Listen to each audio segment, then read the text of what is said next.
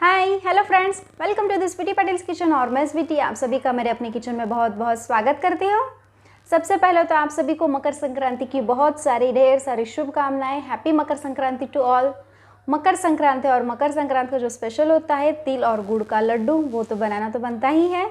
तो आज का जो हमारा वीडियो है, जो रेसिपी है, वो मकर संक्रांति स्पेशल है। जी हाँ, आज के वीडियो में हम देखेंगे तिल और गुड़ के जो लड्डू है वो कैसे बनाते हैं, वो भी परफेक्टली ट्रिक एंड टिप्स के साथ।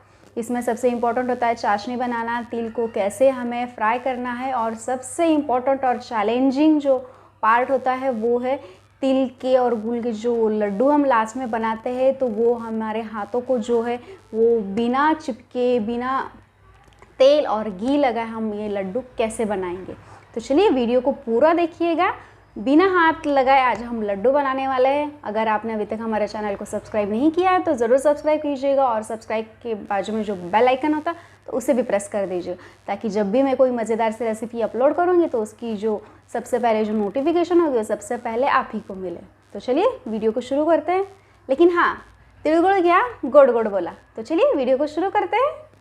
सबसे पहले हम इंग्रेडिएंट्स को देख लेते हैं। सबसे पहले मैंने यहाँ पे लिया है 1 कप तिल और आधा cup jaggery, 1/4 cup roasted peanuts लिए, जिसे हल्का सा कूट लिया है, और एक जायफल लिया है नटमेग, इसका हमें पाउडर डालना है।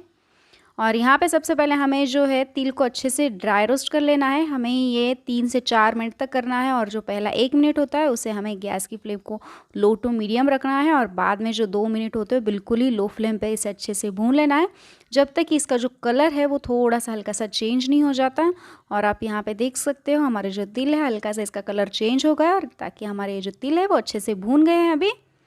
तो अभी हम चलते हैं गुड़ की चाशनी बनाने के लिए। तो मैंने यहाँ पे एक सॉस पैन रख दिया है, और इसमें अभी हम डालेंगे 2 चम्मच घी। घी हमें इसलिए डालना है कि इससे क्या होगा, जो हमारे लड्डू बनकर जो रेडी होंगे उसकी जो शाइन है, ग्लेज़ है, ये घी से बहुत अच्छी आती है, और जो इसे बाइंडिंग में भी बहुत अच्छा मदद करती है। तो इसलिए मैंने सबसे पहले इसमें घी डाल लिया है 2 चम्मच, और इसी में मैं डालूँगी आधा कप गुड़। गुड़ को हमें अच्छे से मेल्ट कर लेना है। और हाँ, इस पे यहाँ पे ध्यान देना है कि गैस की जो फ्लेम है वो पूरी हमें लो ही रखनी है, लो टू मीडियम नहीं, मीडियम भी बिल्कुल नहीं, बस लो फ्लेम पे इसे अच्छे से हमें चाशनी बना देनी है। और इसी में मैंने डाला है 3 टीस्पून दूध। जी हाँ, यहाँ पे मैंने डाला है 3 टीस्पून दूध। इससे 1 स्पून भी हमें ज़्यादा दूध नहीं डालना है, 3 टीस्पून दूध इसके लिए काफ़ी होता है। और आप यहाँ पे देख सकते हो हमारा गुड़ अच्छे से मेल्ट हो गया है, इसे झाग आना भी शुरू हुआ है। तो ये एक स्टेज होती है कि गुड़ की जो चाशनी है वो बनकर रेडी हो गई है। एक सिग्नल होता है कि जब चाशनी को जिस इस तरह से झाग या फेस आता है तो वो जो हमारी चाशनी है वो बनकर रेडी हो जाती है। और जो सेकंड मेथड है, सेकंड जो हम जिस तरह से हम पहचान सकते हैं ये चाशनी बनी या नहीं करके, सबसे पहले हमें एक कटोरी में या फिर एक प्लेट में पानी लेना है। पानी लेकर इस चाशनी में के जो थोड़े से 1 से 2 ड्रॉप जो है वो अब हम इस पानी में डाल देते हैं। और अगर इस पानी में वो अच्छे से बैठ जाता है तो ये चाशनी बिल्कुल रेडी है। जैसे कि हमारी ये जो चाशनी वो अच्छे से बैठ गई है, और आप यहाँ पे देख सकते हो ये कितने अच्छे से नाजुक से बन गई है। तो ये जो कंसिस्टेंसी है ये ही हमें चाशनी के लिए चाहिए लड्डू बनाने के लिए। तो अभी मैंने गैस की फ्लेम ऑफ कर दी है, और जो तिल हमने फ्राई करके रखा था, ड्राई रोस्ट करके रखा था, वो अब इसमें डाल देते हैं। इसी में मैं डालूँगी जो हमने 1/4 कप रोस्टेड पीनट्स लिए थे, वो भी मैंने इसमें डाल लिए है। और इन सारी चीज़ों को अभी हमें अच्छे से मिला लेना है, और ये प्रोसेस थोड़ी सी हमें फास्ट करनी होती है, क्योंकि ये जो गुड़ और तिल हमने डाल लिया है ये जल्दी से सॉलिड में हो जाता है, तो इससे हमें लड्डू बनाने में काफ़ी परेशानी होती है आगे। और उसी समय मैंने एक प्लेट को अच्छे से घी या तेल से हम इसे अच्छे से लगा लेते हैं।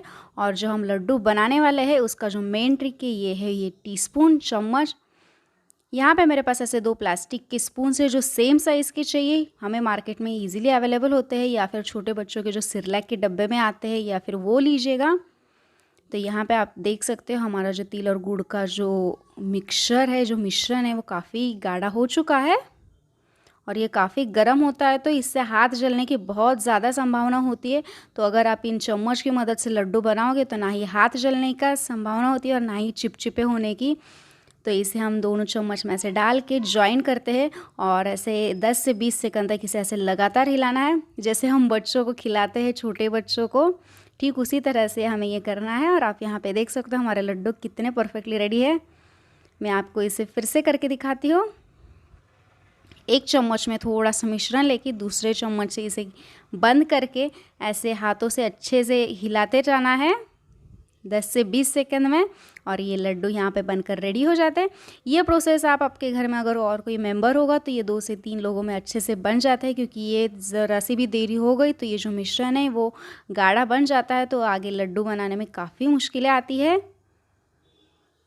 तो आप इस तरह से हाथों को बिना जले, हाथों को बिना यूज़ करते हुए इस लड्डू को बना सकते हो।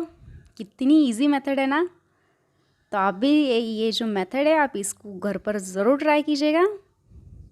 और आप यहाँ पे देख सकते हो हमारे लड्डू के शेप भी काफ़ी अच्छे आ रहे हैं। और इसी तरह से मैंने जो हमारे बाकी के ये जो लड्डू है वो बना लिए हैं, आप यहाँ पे देख सकते हो। बस इन 2 चम्मच की मदद से मैंने ये सारे लड्डू बना लिए हैं। अगर बाई चांस आपको ये लड्डू का शेप थोड़ा सा चेंज या अलग दिख रहा है तो आप बाद में इसे हाथों की मदद से भी इसे शेप में ला सकते हो। और यहाँ पे हमारे जो लड्डू है परफेक्टली बनकर रेडी है, अंदर से सॉफ्ट, बाहर से शाइनी ग्लेज वाला। तो आप इस रेसिपी को ज़रूर ट्राई कीजिएगा।